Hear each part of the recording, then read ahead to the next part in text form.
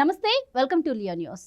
వివేకానందరెడ్డి హత్య కేసు పలు మలుపులు తిరుగుతోంది. అయితే ఇప్పుడు వివేకానందరెడ్డి హత్య కేసు అంతకులు ఎవరో తెలియబోతున్నట్టు వార్తలైతే వస్తూ ఉన్నాయి. ఎందుకు అంటే ఎప్పుడైతే ప్రభుత్వం మారిందో అప్పుడు సునీతారెడ్డి వెళ్ళి హోంమంత్రిని కలిశారు. ఇప్పుడు తాజాగా చంద్రబాబు నాయుడు గారిని కూడా కలిశారు అంటున్నారు. మరి ఈ కేసులో ఆవిడపై కూడా అభియోగాలు వచ్చిన నేపథ్యంలో ఆ దిశగా కూడా ఎంక్వైరీ జరగాలి అని చెప్పి ఆవిడ చంద్రబాబు గారిని విజ్ఞప్తి చేసినట్టయితే వార్తలు వస్తున్నాయి.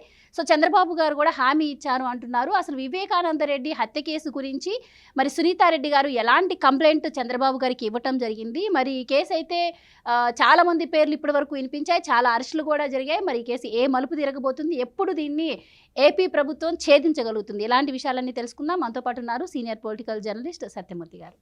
నమస్కారం సార్. నమస్కారం అండి. సో ఫైనల్లీ ఈ కేసు ఒక కొలిక్కి రాబోతున్నట్టే అనిపిస్తోంది. ఎందుకు అంటే ఒకసారి హోంమంత్రి గారిని కలవడం జరిగింది సునీతారెడ్డి గారు, ఈరోజు డైరెక్ట్గా ముఖ్యమంత్రి గారిని కలిశారంటున్నారు. సో చంద్రబాబు గారు కూడా నాకంతా తెలుసమ్మా, నేను కూడా ఎంక్వైరీ చేపిస్తాను అంటున్నారు.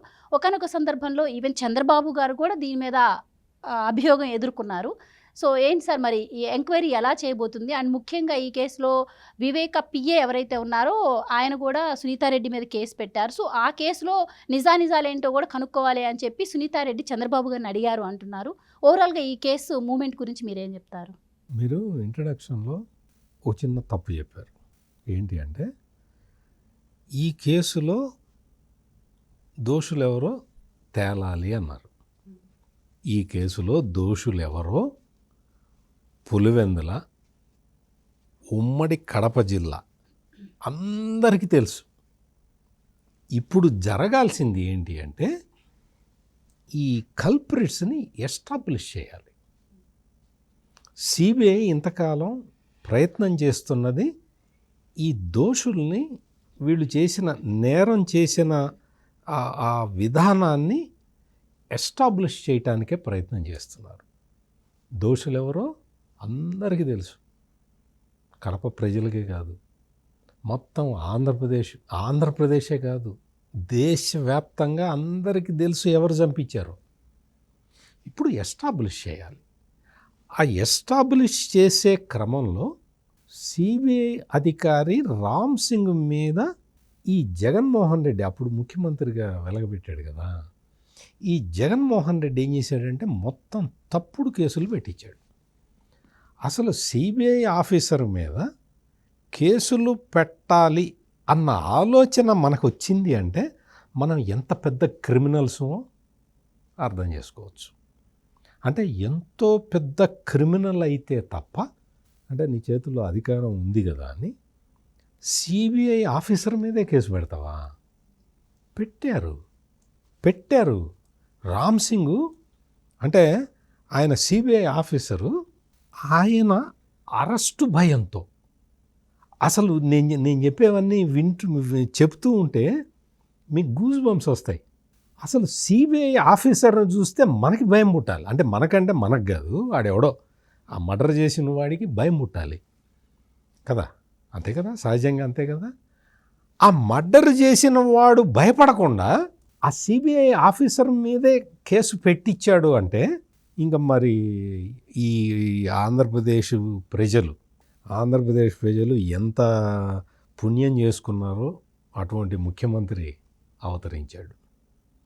మీకు వైఎస్ వివేకానందరెడ్డి కుమార్తె డాక్టర్ సునీత వచ్చి ఎలక్షన్లకు ముందర ఇదే విషయాన్ని చెప్పింది.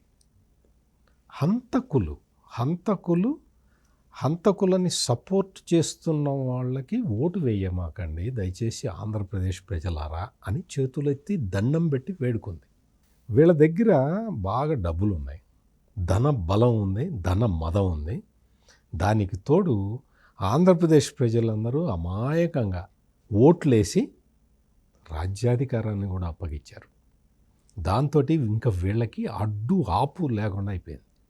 సిబిఐ ఆఫీసర్ మీదే కేసులు పెట్టించి కేసు ముందరికి వెళ్లకుండా సిబిఐ వాళ్ళు A8 అవినాష్ రెడ్డిని అరెస్ట్ చేయడానికి వస్తే నువ్వు అసలు అరెస్ట్ చేయడానికి వీల్లేదు, అసలు నేను ఒప్పుకోనన్నాడు ఆ రోజు నా కర్నూలు ఎస్పీ. ఆయన జగన్మోహన్ రెడ్డికి అత్యంత విధేయుడు, అంటే విధేయులనే పెట్టుకుంటాడుగా అందరినీ. ఎస్పీలు మొత్తం అందరూ రెడ్లు ఉంటారు, నాన్ రెడ్డి ఎస్పీ ఉన్న చోట డిఎస్పీలందరూ రెడ్లు ఉంటారు. అంటే ద్విముఖ వ్యూహం పెట్టుకొని పోలీస్ వ్యవస్థ మొత్తాన్ని గుప్పిట్లో పెట్టుకున్నాడు జగన్మోహన్ రెడ్డి. అట్లా పెట్టుకొని ఏం చేశాడు అంటే అవినాష్ రెడ్డిని అరెస్ట్ కాకుండా చూసుకున్నాడు. నువ్వు అసలు సిబిఐని సవాల్ చేశాడు. ఒకటి రామ్ సింగ్ మీద కేసులు పెట్టడం, రెండు అవినాష్ రెడ్డిని అరెస్ట్ చేయటానికి సిబిఐ వాళ్ళు వస్తే ఆంధ్రప్రదేశ్ పోలీసులు ఎదురు తిరిగి నథింగ్, నువ్వు అరెస్ట్ చేయడానికి వీల్లేదు, నువ్వు అరెస్ట్ చేస్తే మొత్తం శాంతి భద్రతలకు విఘాతం కలుగుతుంది, మేమెట్ట ఒప్పుకుంటాం అంటాడు.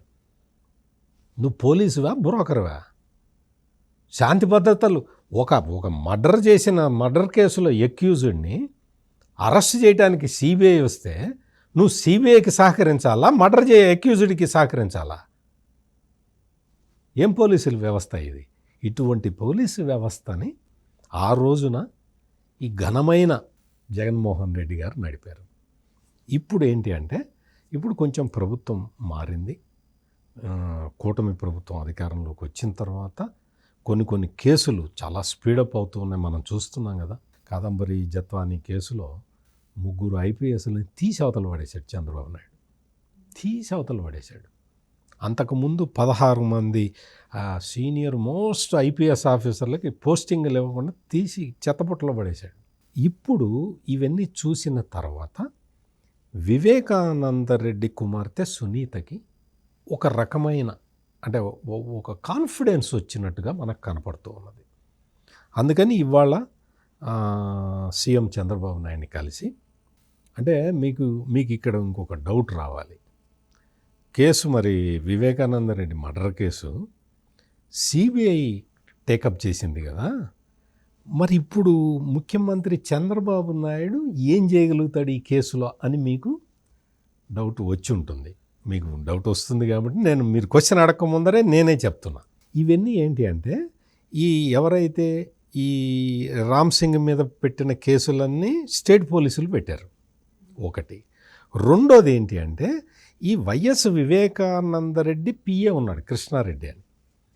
ఆ కృష్ణారెడ్డిని లొంగ తీసుకొని ఎవరైతే ఈ మర్డర్ విక్టిమ్స్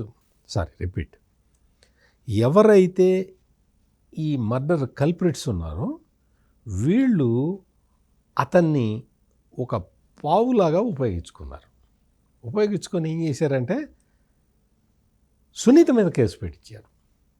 అది పెట్టింది కూడా కడప పోలీసులే. అందుకని అది కూడా రాష్ట్ర ప్రభుత్వం కిందకే వస్తుంది, రాష్ట్ర పోలీసులు ఏపీ పోలీస్ కిందకే వస్తుంది. ఇవే కాకుండా ఇంకా కొన్ని కేసులు కూడా సునీత మీద పెట్టారు. అంటే ఈమె అటాక్ చేయడానికి ప్రయత్నం చేసిందని, ఆమెదో మా నాన్నని చంపారయ్యా నాకు న్యాయం చేయండి అని ఆమె తిరుగుతూ ఉంటే ఆమె వచ్చి మొత్తం కుట్ర పన్నుతుందని చెప్పి ఆమె మీద కేసులు పెట్టారు. ఈ కేసులన్నీ కూడా రాష్ట్ర పోలీసుల పరిధిలోనే ఉన్నాయి. అందుకని ఇప్పుడు ఈ చిన్న కేసులు, అంటే చిన్న కేసులని అనకూడదు, ఇవి చాలా సీరియస్ కేసులు. ఎందుకంటే రాష్ట్ర ప్రభుత్వం ఆనాటి జగన్మోహన్ రెడ్డి ఆధ్వర్యంలో ఉన్న రాష్ట్ర ప్రభుత్వం కుట్రపూరితంగా పెట్టిన కేసులు. అందుకని ఇవి చిన్న కేసులేం కాదు, చాలా పెద్ద కేసులు. వీటిని పరిష్కరించాల్సిన అవసరం అయితే ఇప్పుడు ఉన్నది. ఇప్పుడు ఈ కేసుల్ని ఎట్లా పరిష్కరించాలి అంటే లీగల్గా ఎట్లా పరిష్కరించాలి అనేది అది ఇప్పుడే చెప్పేది కాదు. ఇప్పుడు ఇంకా కొన్ని రోజులు గడిస్తే తప్ప మనం చెప్పలేం. కొన్ని ఏంటి అంటే వాళ్ళు పోలీసులు కేసు పెట్టకపోతే న్యాయస్థానం ద్వారా వెళ్ళి పెట్టించిన కేసులు కూడా ఉన్నాయి. అందుకని అంటే జ్యుడిషియరీ కూడా ఇందులో ఇన్వాల్వ్ అయి ఉన్నది కాబట్టి వీటికి న్యాయపరమైన అంశాలు చాలా ఉంటాయి కాబట్టి నేను ఆ మాట అన్నాను. అందుకని it will take some more time, it may take some more time to solve these cases. ఇవన్నీ కూడా ఫ్రాడ్యులెంట్ కేసులు అనేది ఫస్ట్ ప్రభుత్వం ఒక నిర్ణయానికి రావాలి. ఆ నిర్ణయానికి రావాలి అంటే దీని మీద సపరేటు ఎంక్వైరీ ఏదన్నా కాన్స్టిట్యూట్ చేస్తారా? అండ్ ఇంకోటిసారి ఇప్పుడు ఈ కేసు ఏదైతే ఉందో దీని మీద ఒక సునీతారెడ్డే కాదు, ఆంధ్రప్రదేశ్ ప్రజలందరూ కూడా ఈగర్గా వెయిట్ చేస్తున్నారు. మీరన్నట్టు హంతకులు ఎవరో తెలిసినా కూడా బయటికి రావాల్సిన అవసరం అయితే ఉంటుంది కదా అఫీషియల్గా. సో ఎప్పుడు సాల్వ్ అవుతుందా అని వెయిట్ చేస్తున్నారు. అదే చెప్తున్నా ఏంటి అంటే ఇప్పుడు ఈ కేసులన్నీ కొంచెం అంటే న్యాయపరమైన అంశాలు కూడా ఇందులో ఇమిడి ఉన్నాయి కాబట్టి వీటిని పరిష్కరించడానికి ప్రత్యేక శ్రద్ధ చూపించాల్సి ఉంటుంది రాష్ట్ర ప్రభుత్వం. చూపించి అవి చెయ్యాలి అంటే కొంత ఇన్వెస్టిగేషన్ జరగాలి. ఏపీ పోలీసులకు మరికొంత ఇన్వెస్టిగేషన్ చేసుకోవాల్సి ఉంటుంది. సో అదంతా చేసిన తర్వాత న్యాయస్థానాల ద్వారా ఈ కేసులు కొట్టేయించుకోవాల్సి ఉంటుంది. ఈ కేసులు ఎప్పుడైతే ఆంధ్రప్రదేశ్ ప్రభుత్వం సాల్వ్ చేసుకుంటుందో అప్పుడు సిబిఐకి వెసులుబాటు కలుగుతుంది ఫాస్ట్గా యాక్షన్స్ తీసుకోవడానికి. అర్థమైంది కదా నేను చెప్పింది? అంటే ఒకదానికొకటి ఇంటర్లింక్ పెట్టి కూర్చున్నాడు జగన్మోహన్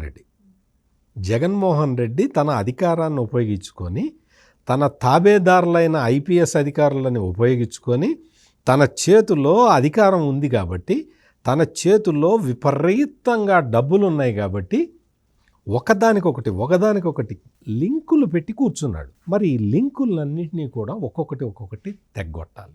దానికి న్యాయపరమైన అంశాలు కూడా తోడై ఉన్నాయి కాబట్టి వాటన్నిటినీ కూడా రాష్ట్ర పోలీసులు వాటిని ఒక్కొక్కటి పరిష్కరించాల్సి ఉంటుంది. ఇవి పరిష్కరించిన మరుక్షణం సిబిఐ యాక్టివ్గా కేసును పరిశీలి చేయడానికి వీలు కలుగుతుంది. సుప్రీంకోర్టు ఆదేశాలు కూడా ఉన్నాయి, తొందరగా ఈ కేసును పరిష్కరించండి, ఇది high profile political murder case అని సుప్రీంకోర్టే చెప్పింది. కాబట్టి ఇప్పుడు పరిస్థితులు మారి ఉన్నాయి కాబట్టి అంటే ఆంధ్రప్రదేశ్లో అధికారం జగన్మోహన్ రెడ్డి కోల్పోయాడు కాబట్టి ఇప్పటికైనా న్యాయం జరగటానికి ఒక అవకాశం ఉంది, ప్రొవైడెడ్ ఆంధ్రప్రదేశ్ పోలీస్ కొంచెం ఫాస్ట్గా పని చేయగలిగితే. అండ్ సార్ ఈ కేసులో ఇప్పటికే అధికారులు చాలా వరకు ఆధారాలు సేకరించారు. అలాగే అది వచ్చి అవినాష్ దగ్గరకు వచ్చి ఆగింది. అండ్ దీంట్లో అప్రూవర్గా మారిన వారు ఆల్మోస్ట్ నిజాలన్నీ కూడా చెప్పేశారు. అండ్ సునీత గారు కూడా కొన్ని ఆధారాలు ఆవిడ దగ్గర ఉన్నాయి కూడా చూపించడం జరిగింది. సో ఉన్న ఆధారాలను బట్టి మీరు చెప్పిన దాన్ని బట్టి ఈ కేసు సాల్వ్ అవ్వడానికి ఇంకెంత టైం పట్టే అవకాశం ఉంటుందంటారు మీ అంచనా? అట్లా కాదమ్మా, మనం అట్లా చూడకూడదు. నేను అదే చెప్తున్నది, ఈ చిన్న లింకులన్నీ కూడా తెగ్గొడితే సిబిఐ కేసు ముందరకు వస్తుంది. సిబిఐ కేసు ఆల్రెడీ ఛార్జ్షీట్లు ఫైల్ చేశారు కదా, A8 వరకు మొత్తం స్పష్టంగా చెప్పారు. మీరు అనుకోవచ్చు A8 ఎవరు, అందరూ చాలామంది మర్చిపోయి ఉంటారు కదా. A8 ఇప్పుడు కడప ఎంపీ ఉన్నాడు కదా, వైఎస్ అవినాష్ రెడ్డి, వైఎస్ జగన్మోహన్ రెడ్డి సోదరుడు, అతను A8. అప్పటి వరకు ఇంకా పైన చాలామంది ఉన్నారు కదా. ఈ కేసు అంతా కూడా మొత్తం ఛార్జ్షీట్ ఫైల్ అయి ఉన్నది. ముందరికి వెళ్ళటానికి ఈ ఇబ్బందులు, ఈ అడ్డంకులన్నీ వస్తున్నాయి కాబట్టి రాష్ట్ర ప్రభుత్వం ఈ అడ్డంకుల్ని సాల్వ్ చేయాల్సి ఉంటుంది. సునీత అడిగింది అదే, చంద్రబాబు నాయుడు హామీ ఇచ్చింది కూడా ఇదే. అందుకని ఇంకా ఇప్పుడు వీటిని కనుక కాకపోతే ఏంటంటే ఇది కూడా అంత ఈజీ కాదు కదా, దీంట్లో కొన్ని న్యాయపరమైన అంశాలు ఉన్నాయి కాబట్టి వీటిని సాల్వ్ చేయటానికి ఒక సపరేట్ యంత్రాంగాన్ని పెట్టుకోవాల్సి ఉంటుంది. అది బహుశా నేను అనుకోవటం చేస్తారు. ఎందుకంటే ఆల్రెడీ ఇప్పటికే హోంమంత్రిని కూడా కలిసి ఆధారాలన్నీ ఇచ్చారు ఈ కేసులకు సంబంధించి. సో ఈ కేసులన్నీ పరిష్కారం అయిపోతే సిబిఐ కేసు ముందరికి రావడానికి అవకాశం ఉంటుంది, ముందరికి వస్తుంది కూడా. అందువల్ల ఇది మనం చూసాం కదా. ఇంకొక ఒక ఎవరైతే ఆ కుట్లేసి రక్తం దురిచాడో ఆ డాక్టరు, అతను ప్రాణాపాయ స్థితిలో ఉండటం అవన్నీ కూడా మనం చూసాం కదా. ఇవన్నీ కళ్ళ ముందర జరుగుతున్నాయే కదా. అంటే సాక్షులు వాళ్ళందరూ కూడా డేంజరస్ పొజిషన్లోకి వెళ్ళిపోతూ ఉన్నారు. ఇతన్ని ఏదో ఆ పిల్లాడు ఖండించాడు కానీ లేదని అట్లా ఖండించకపోతే అసలు ప్రాణానికి ముప్పు వస్తుంది కదా. అందుకని చెప్పి ఏదో ఖండించినట్టున్నాడు.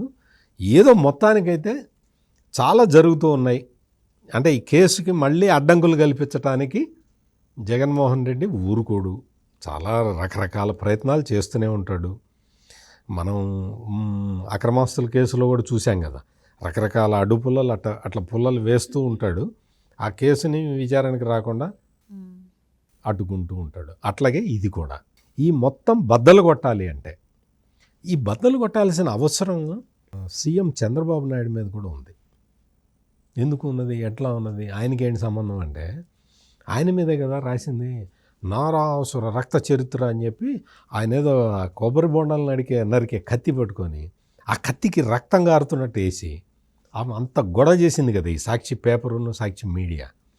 ఆ తర్వాత కాలంలో అధికారంలో ఉన్నప్పుడు సిబిఐ కొంచెం ముందరికి అడ్వాన్స్ అవుతూ ఉంటే సలహాదారుడు సజ్జల రామకృష్ణారెడ్డిని ముందరికి పంపించి తెర ముందరికి వివేకానందరెడ్డి అసలు క్యారెక్టర్ లేని వ్యక్తిగా, అసలు వివేకానందరెడ్డి అనేవాడు అసలు ప్రజా జీవితంలో పనికిరాడని చెప్పించాడు కదా.